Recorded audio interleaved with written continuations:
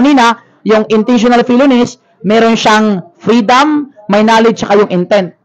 Ang culpable naman, may freedom, may knowledge, pero ano yung pinalit sa intent? Dito tayo ngayon sa ating random criminology quiz, which is magtatanong pa din tayo ng mga topics related sa criminology sa ating mga future criminologists.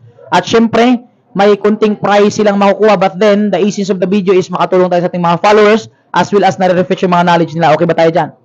Okay, pero bago yan, pakilala mo. My name is Crystal Faith Danyo. John Paul Pactos. Okay, so yan. Ang katanungan natin is punta muna tayo sa ating criminal law, no?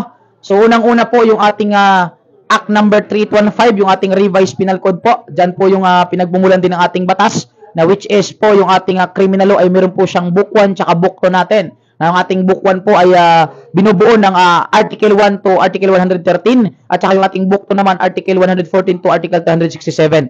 Now, ang tanong ko naman sa inyo is ganito. Yung ating kasing revised penal code, yung ating Act number 3815, that was enacted or approved on December 8, 1930. Ang tanong ko sa inyo is, kailan naman siya nag-take effect?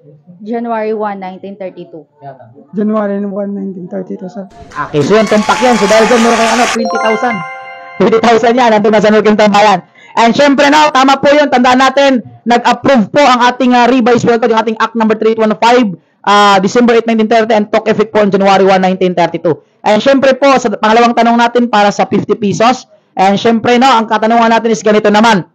May tayo, yung felonies natin, it could be committed in 2 ways. It could be intentional felonies or it could be culpable felonies.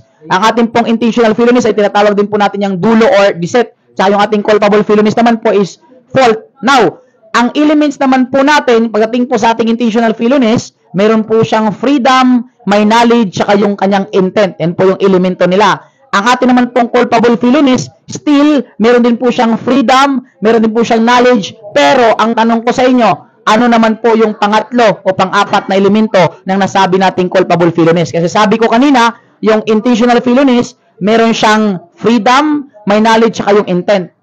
Ang culpable naman, may freedom, may knowledge, pero ano yung pinalit sa intent? Negligence po, tsaka imprudence. Negligence at saka imprudence, sir. Okay, yun. Tama din yan. Tandaan natin, no? Na yung ating intentional felony at culpable felony, pare-pareho ng elemento, pero mag-ingat lang po tayo. Kasi yung intentional felony, may intent po siya. Pero pagdating sa culpable felony, wala po siyang intent. The intent was substituted by negligence or imprudence. Pag sinabi natin negligence, lack of eye foresight. At pag sinabi natin imprudence, lack of physical skill or physical ability. So dahil dyan, meron kayong additional na 50 pesos.